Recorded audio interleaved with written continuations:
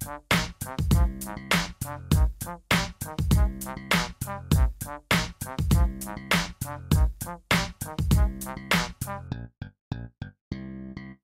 and welcome to the 5th episode of Examiner Gaming Podcast. I'm your host, Hardline Flinksteigenstrug.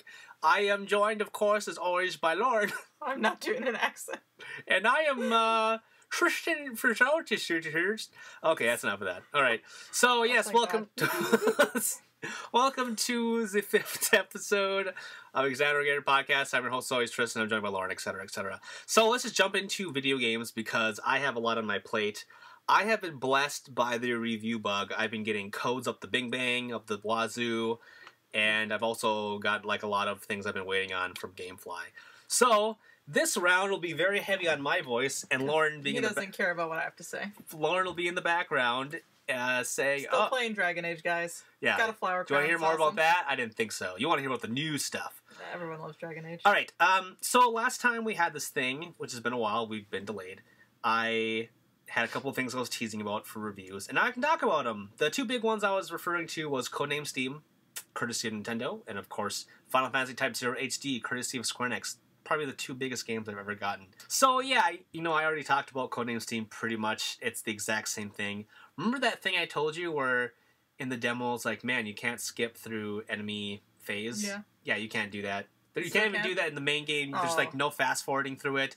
There's like no point to having it either because the enemies will just go throughout their business. And sometimes there'll be like an alien way off in the distance and it'll say moving.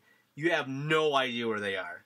It's pointless. And you just have to sit there and wait till they're done moving? It takes minutes. And, it's like, minutes. Like, whatever, bro. No, that adds up. It adds up. But, so, to those that didn't watch the episode or want a refresher, Abraham Lincoln recruits you in his Agents of Steam to kill aliens that have come, and they're all ice aliens. And, it's all a bunch... I heard, like, a really good, like, a podcast talking about, like, it's basically the Avengers if it was public domain. So it's like the public domain Avengers. You got like Wizard of Oz characters in there. You got your classic legendary characters like Tom Sawyer from like American literature. I remember seeing Tom Sawyer in the ads. I didn't know there were Wizard of Oz characters in it. There is a huge thing with the Wizard of Oz that's like halfway through the game is a huge spoiler. In my review docket, it's like, please do not refer to these characters, this character, this character. Wow, this game goes completely bananas. And as if it's not bananas enough, because one of the earlier missions, after you get through a couple of the maps, you pilot a giant Abraham Lincoln as Abraham Lincoln, and you fight like giant aliens. Very meta. So that's a cool game. It's like balls out hard. Again, the hours are probably, finished in 20 hours. There's no side quests. You can replay missions for, like, if you want to whip out your whatever and show how cool a person you are for getting like, a high score. That's it. The RPG elements are very light, which is also very disappointing. So you earn gold, or these medals, and the medals automatically unlock things. So Gears will unlock new Steam packs. Medals will unlock new weapons. And these are only sub-weapons. And they're all just different types of weapons. They're not even like, well, now I got a mega gun, and this is more powerful than the other gun for stat-wise. It's like, no, this one, it just is a different type of weapon for different situations. And that's it. You don't level up. You have health. And the Steam packs will give you like extra boosts to offense and defense. But it's still good. I still recommend it for people that do like, Valkyria Chronicles and Fire Emblem. Final Fantasy Type 0 HD. It has been a long time coming. We've talked about it a couple times, usually in regards to talking about 15, and they're going, but we are really excited about 0. Yeah. So this game was originally part of the Fabula Nova Crystallis 13 thing, where it was 13 versus 13, which is now 15. And this was originally called Agito 13, and now it got changed to Type 0 in Japan. It came out for the PSP in 2011, and then 4 years later after it came out on the PSP, we got the HD treatment for it to be on the PS4 in America. So, it has been a long time coming. Holy crap. Unlike other games that have been a long time coming in that series. Yes, and if you buy this game post-haste, you can get a review, or not a review code, you can get a demo code for Final Fantasy 15, which is actually like a meaty demo, so... That's what I've heard. It's crazy. But no, for Type 0, I feel bad because a lot of people are talking about 15. It's like, there's a game for this thing too, and it's good. So you have everything to your face buttons. It's an action RPG. You have your main attack. You have like a sub-attack. and then you have like a magic you can equip to your guy, and then you have like a defensive thing, and you can make a wall appear for defense, or you can like make a cure spell or a dodge spell, and that'll always be like X, I believe it is. And then there's an actual world map, so you can run around and fight monsters that'll randomly appear. Yeah, I don't know why I was not expecting there to be a world map. Yeah, it's like a nice fresh breath air, or you know what I mean. But in terms of plot, It is a school. It's like Final Fantasy VIII merged with the concept of like Kingdom Hearts, because it's like a military academy, and there's 4 nations with crystals. One went AWOL, of course, and it's like, I want the crystals all for myself. Never seen that in a Final Fantasy game before. Do you want to know the name of the evil empire? Sure. Militesi. Oh, yeah. And the name of your school is Academia? Or some Harry Potter spell names. Yeah, it's very like on the nose, like okay. I don't know if you're trying to like be cheeky here, Not that or that's if you're a like, bad thing, but... or if you're literally just you don't have any other name that you just gone through too many. Either way, very cool aesthetic for the whole thing. Though the HD treatment has gone over really odd. It's like watching Roger Rabbit. It's kind of jarring in a way. It's like, oh, it's a cartoon character next to a person, and he's touching that person, but it looks weird. Which is how this looks, because all the main cast of your students are like in HD, and all the NPCs are like not. And the environments are mostly in HD, but some things are not. So it's weird. It's like these things totally pop out in the environment. It's like, oh, that's kind of strange. And the motion blur when you're using the camera is nauseating. It literally will like give you a headache. It is unfathomably bad. And in my byline, I essentially say there's like a mile long of positive things and of bad things with this game. And it all averages out to more of the positive. Yeah, there's like some janky things about the game, but it's actually like a very good RPG. And it's kind of cool to just like run around your academy to do random stuff. And the characters are like genuinely like good, even though some of them are like a little bit stereotypical. And same thing with the voices. The voices are pretty good cast. It's if you watch anime or played video games, like, oh, it's that person that's been in every video game. If you're like a lapsed Final Fantasy fan, you should get into it, but by like no means is it like a super classic. 11 main characters or something like that? 14 technically, but for a long time it's like 12. So there's no like, you know, in some games you just have that character that you don't really ever use. You can't really do that in this game then, since you need... Well, you can, kind of, because, I mean, you don't have to switch between the characters. If you want to, like, gun it through... I played a lot as Ace, which is the main character. He's the card wielder, and just because he was like the focus, I was like, I should always have him with me, and then 2 other random characters. So you don't necessarily have to have all these people in your party, but sometimes like that person needs to be in your party, but you don't have to play as that person. Okay. Let's get into something even more violent. Let's just progress down the line of more violence with Battlefield Hardline. I dabbled in all the Battlefield games, but I played 4. To me, the story for the campaigns were never great compared to like Call of Duty, where it was literally like a Michael Bay action film. That always seemed like a weird, trying to be like more semi-serious. And I didn't really like the controls so much of the game. I only played 4 and really only played the multiplayer. They were a little janky. And it's definitely something you have to get used to compared to like Call of Duty. But, you know, this was aimed as a cop drama spin-off, and Visceral made this game, which is the team that did Dead Space. And I was like, hey, if this is anything like Dead Space, I want to jump in. Very much like Dead Space. And the crazy thing about the game is they use motion capture. So this is just like LA Noire, where they have all like the actors actually acting in the game. So it's really weird, especially seeing like Travis Willingham, who was also in Infamous Second Son as himself.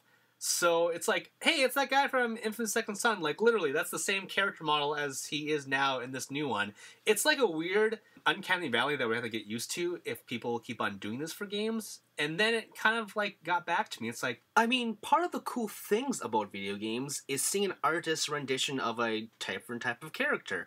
But imagine if all we have are actors playing different characters. Like, okay, this person is another guy and he has a different name and a different backstory, but it's still the same actor. I mean, we can buy it in a movie, sure, but a video game, they can, like, literally create new worlds. And just seeing another actor is just kind of, I guess, jarring in, like, multiple games. That aside, the story is stupid. It's so dumb, but it's dumb in like a good way. There are some characters that are like genuinely like very funny, but they don't get the limelight they deserve.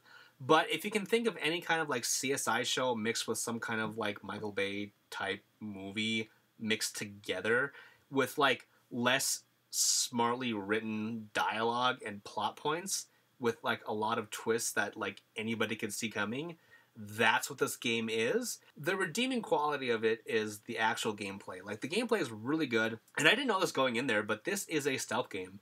It is basically a mix of Splinter Cell with Metal Gear Solid. It's open-ended, so like you'll go into like a big map and there'll be a bunch of criminals around, and then use your phone to tag everybody. It's like, oh, I know where this person is, and they're glowing red, and you have like detective vision essentially with your phone. Because your phone is amazing, apparently, in the future. It's not even, like, really the future. It's just like, no, we got this stuff. This is what the Miami PD definitely has. Super smartphones. And you basically sneak up behind them, and you can tase them, just like, you know, Metal Gear or something like that. The best thing, though, is you can hit L1 to make them freeze. So you flash your badge and say freeze, and then they raise their arms, or, like, they'll say random things like, yo, man, I'm just chilling. It's like, you have guns and you're just randomly walking around. You're just chilling? No, you're not chilling. They'll say stupid stuff like that. If you can forgive this game for anything, it's how much of a video game it is. And I hate when people talk about that where it's like, wow, this thing is totally unrealistic. Halfway through the game, there's something that turns where it doesn't make sense for you to like be handcuffing people anymore, and yet you still do it, and you have like an infinite number of handcuffs. And it's like, where do you keep all those? Where'd you keep all those? And again, it's a video game, so shut up. Like, I don't care if there's like some kind of like breaking realism. I mean, for crying out loud, again, with Uncharted, he murders so many people. He's a mass murderer. He's a mass murderer. He's like an Olympic gymnast mass murdering person. It's like, oh, Drake, you're so funny. It's like, you murder people. Murderers can be charming and charismatic. Yeah, it's like, he's a terrible person. But yeah, I mean, rant over. Battlefield Hardline, if you want a popcorn cop drama shooter thingy with actors in it and good gameplay with faces, it's really good. I have not touched the multiplayer. I'm not going to touch the multiplayer, but solo campaign is good. You know, it's hammy and cheesy in all the good ways. Sometimes that's what you want. And it's video gamey, but you know, it's a video game, so frickin' have fun with it. I think I'm through ranting now. Do you have anything that you want to talk about? Anything that you want to say? No, I'm good. Okay, great. So, I also have a couple other games that I'm reviewing that I gotta be a dick about and I can't talk about them yet, but next time, in like a month, I can talk about these month-old games. Time to get into that groovy news.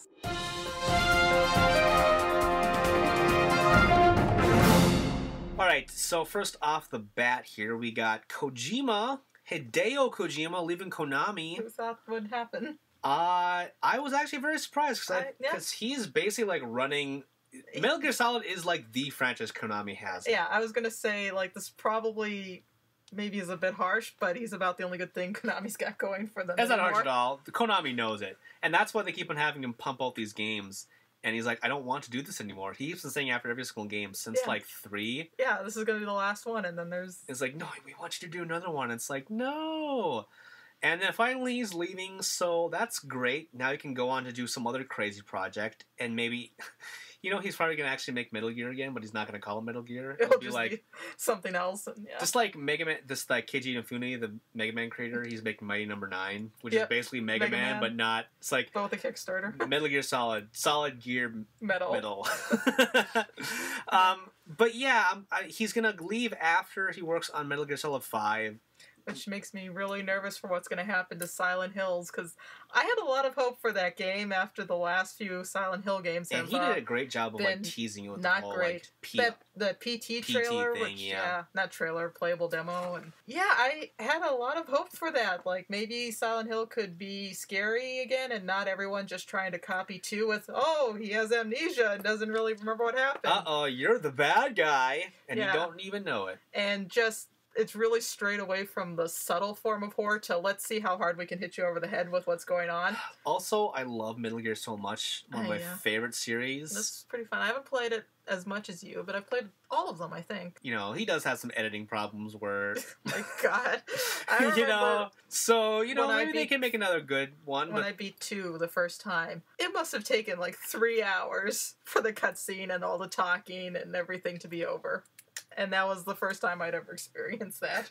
So let's look forward to the 10-hour cutscene at the end of Metal Gear Solid man. 5. Moving on, though, another company that I could talk about literally forever. So they announced their new system, codenamed NX, with no details. Along with, they announced a partner with a mobile company called... After how many times of saying we will never be on mobile devices? Never be on mobile devices. Never ever. Say that they're like worthless games now, on there, basically. So we're going to be on a mobile device. We're on mobile devices. We're partnering with Dana, which is like some Japanese mobile company. And we're going to make exclusive games for the mobile thing, for our franchises. Could be great. I've just never gotten big into the mobile gaming. Have you played that stupid Pokemon game that's free to play on the 3DS now? I saw that it was on my thing, but no, I didn't. It's like Pokemon Shuffle? Something like that. Anyway, it's garbage. It is a game where it's like the meter thing. It's like you play it now. You can pay money for you can play right now, or you can just wait a day and your meter will fill back up. Oh, yeah. Okay. It's like so dumb. So Nintendo is already making dumb things and free-to-play stuff, but... now they're just going to give it to some other company. But yeah, going to their new console that they're talking about, like, the Wii U's not that old, and I know you and I talked before we started this about it maybe being like a handheld that you could then hook up to your TV, but if it's not, and it's just a console to replace the Wii U, that's not going to solve their problems. I mean, it's not... I mean, NX, it's... it's a clever way of, like, it's nixed. Yeah. I swear to the almighty gods, Buddha, Allah, Jesus, etc., if they call it Nintendo Next or something stupid like that, some buzzword. Yeah, they just, stick with numbers. There's nothing wrong with 1, 2, 3, and 4. Don't be like the Xbox, though, with the Xbox One, because that just confuses everybody. I mean, the whole... I don't want to get into the whole... They should just call it the Wii U, too. No, but we've been on the same, like, style of, handheld game for 10 years, and it's now good. Now they've added a small circle to control the camera. I like it. I like how there's two screens, and, like, I like having the map thing in the bottom. But I also do like the Vita where it's one screen, but it still has touch if you want it. I don't know if I want Nintendo to go back to a single screen thing or keep the DS. I like the clamshell design because it's cool to like put to sleep very easily. Yes, I like that. So yeah, I mean, it would be cool where the actual console, the next console, would be a handheld. And then you plug an HDMI to your TV, and that becomes the controller, and all the functionality goes into your TV. That's what people have been like talking about. I would love to play just all on handheld, like when I'm watching TV. So I love the fact that you can incorporate handheld with a lot of the new systems. The concept of the Wii U is great. It's just Nintendo's the only one that have been like making any kind of mileage with it. Like no other company has. Like the sales are terrible, so no company's like, we want to make a game for your system. Yeah. Which is why it's a catch-22 kind of thing. Yeah, I mean, we'll see. I'm sure at E3 they'll talk about it something, but my bet is it's going to be a combo thing. So just another news showing how European countries sometimes get the best promotions. In Denmark, if you give blood today, which might be tomorrow, the 23rd, I don't know how the time zones work, but you'll get a free copy of Bloodborne if you donate blood in Denmark, which is kind of cool, and wish I lived in Denmark, kind of. There was something that went on for the promotion, I think it was for God of War. I believe some country sacrificed a goat, and then some people were complaining about it because, I mean, that's kind of going a little bit too far. That's going a little bit too far. At least giving blood, it's a good cause. It's not like something. It's not like here's some knives, cut yourselves in the middle of the street. We'll let the blood run down the streets of Denmark. Yeah. Final Fantasy XI is ending their services on the PS2 and Xbox 360 next year in March of 2016. I remember when that game came out and being really excited and then sad, realizing it was pay to play, and I was like 11. I still have a friend that pays to play.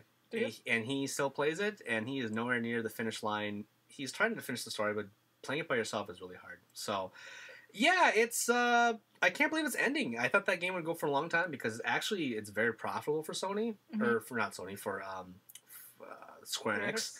But now that they have 14, I suppose it's like, well, now we actually literally have to, like, move on. So, server issues and all that stuff. But it's actually going to continue on the PC. So I know that you can migrate your character, I believe. Well, you can? Well, that's good at least. Yeah, but I mean, some people don't have a PC. Mac users. I can understand the PS2 because that thing is ancient by now. But 360, that could have gone on. But whatever. But that's all the news. Very ho-hum. But let's get into something more exciting in our game ideas.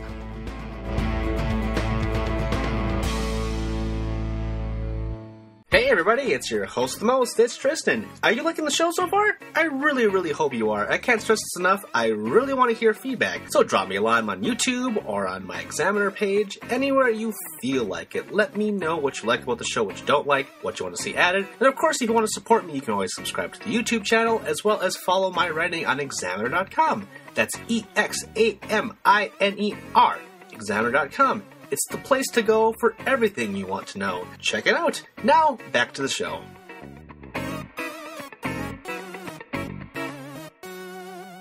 This is not confirmed, but it has been rumored that LEGO is now making a Toys to Life game. Tristan's favorite thing to talk about. With conjunction with Warner Brothers, which makes sense since Warner Brothers and LEGO own everything from Star Wars to frickin' DC and Marvel heroes. So it's weird if it's going to be like you build Lego playsets and then you put them into the game, or if you're going to have figures and you put them into the game, just like Disney Infinity or the Amiibos or Skylanders. So I thought, hey, what video game franchise would you like to be made into Toys to Life? What do you want? So Lauren, I've been talking a lot this episode. What are some of the things that you want? That's interesting. Anyway. That sums it up. No, the first thing I thought of was Star Wars, and that's really not that much of a stretch now that Disney owns them and they have the Disney Infinity. They pretty much have hinted that 3.0 will be Star Wars. They haven't confirmed it yet, but I guarantee it's sure, I want Luke and Leia and Han and Obi-Wan, but Harrison Ford. Yeah, I just want Harrison Ford. Just make a Harrison Ford figure. But I want some of the obscure characters that from the lore or from the other games, like Dengar. Like Dengar. Or Vader's hand. Or from Knights of the Old Republic, some of those characters or something. That would be... Oh, that's mega obscure. That is mega obscure, but that would be fun. Being a huge Lord of the Rings fan, it's not really a video game, but some of the Lord of the Rings characters would be cool. You could kind of do that like Disney Infinity, each figure's its own little set of levels or whatever. They made a kiddie Lord of the Rings game, which wasn't Lego. It was called Aragorn's Quest. Yes, they did. They made several. I mean, they have more in the North. Don't make up your own characters, Peter Jackson, and, just kind of stick with the main ones. Final Fantasy would be fun. They haven't really had a game where they're all together except for Dissidia, which was a fighting game, so it'd be maybe cool to see them, in a different setting. Finger bang each other in another setting, yeah. Yeah. You know what? Square Enix is desperate for money, it seems, and this... Okay, so let's talk about the logistics of these things first. So Toys to Life, again, Skylanders, Disney Infinity, etc. So they have to take up actual physical space in your home and in a store, which is crazy. My thing is, get rid of toys. Who needs action figures nowadays? Video games are the future. Have kids every action figure, just make it some kind of Toys to Life thing. Have it tied to some kind of video game.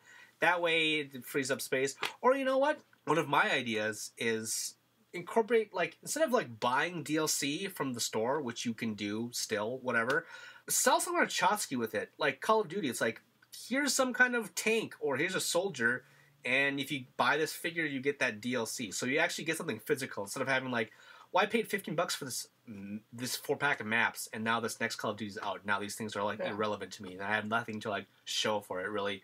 And then eventually those maps are gonna go away because no one's gonna be playing that game just anymore. Have a little tank on your desk collecting dust. Yeah, well, I mean, you can, yeah, okay, so we can talk about that too. So these things will just take up dust, sure. But for those that have a particular fondness for a series, it's an interesting idea to have a toy line figure. What do you think if they did you can download it for the DLC straight from the system for $15, or you can buy this figure for $15. What do you think would go over better? What do you think more people would? I think people would just buy the DLC thing, but there would be a significant portion that would buy the figure, and then those things would raise the price because they'd be like, "Oh no, this stupid thing is rare now." We're not talking about Amiibos. This Blitzkrieg tank is so rare with the mustache, and he's wearing red paint and blue suspenders on his tank shafts. Well, segueing into Amiibos, though, I do want more Amiibos. But, okay, here's the other weird thing about it. For the Kirby game that I just played, the Rainbow Curse thing, you collect these little figures in the game, and it's I want these collectible things actually in my real life. But there's 100 of them. So, the logistics of, Nintendo creating, a character for every one of their characters throughout the entire universe is crazy. We're only up to the 4th line of Amiibos coming out soon, and that's like roughly like 50-ish figures in the span of like less than a year. But they still have like so many they more haven't to even like touched, to yeah. like go on.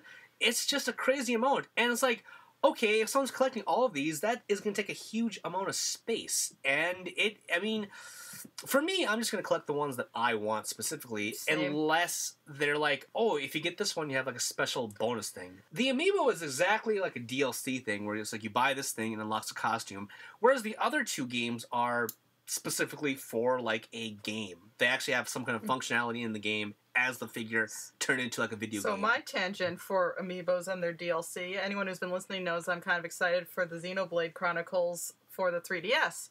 And they have these special modes that you can use and only unlock with the Shulk Amiibo, which is cool. If it wasn't only a GameStop exclusive and impossible to find now for anything, I mean, it's down to $30 now on Amazon sometimes, and then the next day it goes back up to $50. But, you know, fine if you want to make it your DLC exclusive content. You gotta make it available to everybody if you're gonna have that out in a new game. Yeah, and GameStop is fine. You just gotta like supply GameStop with enough of these Amiibo. Yeah, that's fine if you can only get it at GameStop, but give them the product to, and maybe by the time it comes out, I mean, it's coming out in like 3 weeks, April 10th. They might have a new stock. They might have them out to sell it more. But as of right now, they might make a bundle too. I just think, yeah, if you're gonna do that and be like, you can only get this content with this thing, you've got to make the thing available. You can't be like, well, it's rare, sorry. The game idea of Toys to Life is really cool because I love having a figure. Nintendo especially. You've seen my room. You've seen how many figures I have in my not house that I don't have anymore. Yeah, your toilet. Yeah. Your toilet and your deck And in the my tree. treehouse. Yeah. And all my action figures. Yeah, they're all in the toilet. They're all having a little sponge bath. I mean, I love figures. I love the idea that now my figures are games too. But so Nintendo has so many like beloved franchises, and they don't make figures. This whole Amiibo thing is crazy because like I can actually have like a figure that doesn't cost me like $100, and it's actually like it's nice. It's small, but it's nice. Some of them are good. A lot of them are like bad. Like again, I now take this with a grain of salt because I was given this for review. But I still think the Disney Infinity figures are by far like the best. They're like biased, but they're very articulate, and and you know Disney has paid me nothing. They literally did not pay me; they just gave me things. So you know, having like a Marth and a Mega Man figure, that's really cool. And you know, I love Metal Gear Solid. Can't wait for Robin. I would imagine like you know being able to play some of like the crazy bosses, because Metal Gear is known for their crazy bosses. Buying a figure for one of those characters and then being able to play them in some kind of like, I don't know, some kind of brawler thing, like a Dynasty Warriors, or you can play them as like a boss versus a boss, like a fighting game, but as a... And then Mega Man would work for that too, because you could just do all these random crazy characters and bosses, and they would make great figures. And I would love a figure of all my favorite characters of all time, like Final Fantasy would work really cool. But again, so many take up space, would take forever. We saw these Amiibos because these are like the rare things. Like Disney Infinity and Skylanders, like they actually thought ahead of time. They're like, we have a toy line already.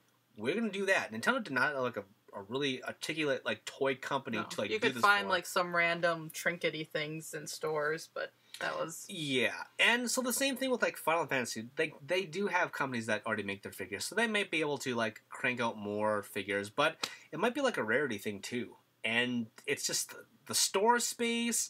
I mean, you could just have it be an online exclusive where you can only buy it online, and that saves store space, but still then stores would be, like, whatever, and people so don't many have things, internet. like, just happened to me this weekend. Like, when you see it and you have it in your hands... You're more likely to buy it than online. You're less likely to talk yourself out of it. Yeah, exactly. The impulse buy kind of thing, and that happens when you're drunk at 4 o'clock in the morning. You look on Amazon, or when you're sober at 3 o'clock in the afternoon. It doesn't really matter. No, that never happens. But yeah, I mean, I want it, but it's just just thinking about the logistics of it's just kind of crazy. So.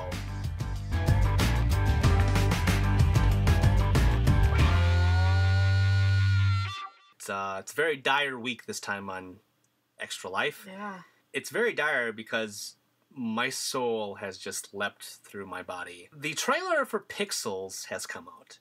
To those that don't know, Pixels is an Adam Sandler movie. And you throw in video games, it's about as grown-worthy as you can imagine. Aliens found our time machine package that we sent to space, and they thought it was like they took the aliens took the form of our video games and like Donkey Kong and Pac-Man, and the entirety of this trailer is them being like, hey, get it? All these video games are evil now. Just like that episode of Futurama, who probably did it way better than you're going to be doing. And it's like, it's a weird juxtaposition because it's like trying to be funny and irreverent, but also trying to be like super serious. Like, my God, Pac-Man is killing us all. Time to like, I laughed not once during that entire thing. And Peter Dinklage has like a terrible mullet. Oh. They drive bugs as ghosts. Like, you need some ghosts. It's like, what? Yeah, they paint VWs the color of the ghosts, and they're trying way too hard. I at the very least, I do. Well, no, I don't understand. Why do they look like pixels? I don't. So the aliens copied our video games to think that they're the bad things, and then they come back to Earth as pixels. They can make themselves be pixels. When they destroy something in the trailers, it looks like they turn into pixels. So are we pixels, or they? I don't understand. How do they make things into pixels? Nitpicking. Yeah, there's like one part where like things flash by and like a sign goes into pixels, and some Japanese guy gets his hand bit off and it turns into a pixel. I don't understand. So are we being like digitized into the Tron? But that's nitpicking. I mean, we would nitpick about that on a regular movie, but just the concept, and I don't know, I don't think it's the video game movie that we've been hoping for. Everyone's like, oh, we need a good video game. This is not it. The concept is funny because that episode of Futurama was good, where these aliens from the planet Nintendo come to Earth, and it's very tongue-in-cheek, and they knew it, and Fry, being from like the 80s, knew all these video games. And like, oh, I played this as a kid, and he knows what to do exactly. And it seems like they're trying to do that, but on a Independence Day level. Maybe it will be like that other Adam Sandler movie, Click, which seemed stupid and funny, and then ended up being really sad and deep. Oh my God, I don't want this to be a sad and deep movie. I want a video game thing to be like funny. I don't want like Adam Sandler says, ugh, Pac-Man's the bad guy? It's like, okay, yeah, that is basically your tagline for the movie. Yeah. What if Pac-Man was the bad guy? And the really stupid, like, that's supposed to be funny scene of, we can do this. No, I'm just kidding, we're all gonna die. No, that's not funny. It's not funny! Adam Sandler used to be so funny, and now he's... the paychecks, I don't understand. I think if you do something for a long time, I think you probably do wind up dead inside. Eventually, I will be hating video games, I'm sure, and be like, yeah, sure, whatever, frickin'... I'll review it. I don't know if I'm just being too nitpicky because it's like an Adam Sandler movie, but it doesn't seem like it knows what it wants to be. It seems like it wants to be an action movie with, like, funny, clever lines, but everything in the trailer does not... Unless, you know, some trailers show you, like, the best scenes. Maybe this one's not showing you the best scenes. But... It's just a groan-worthy trailer that just... Don't know what it is about this trailer, but I bet, like, half of America's like, oh my God, it's Pac-Man! Oh, did you see that? Like, who? Oh, Adam Sandler, you're so funny. You crazy. So maybe more on that once that movie gets closer to coming out, or we drag ourselves to go see it. I'm not going to see it. I think we have to. I should probably cover it for Examiner. Movie date. This is like the most dour we have ever been. We talked about Spock's death last week. We did. So, and that was more fun because we got to talk about it in a good way.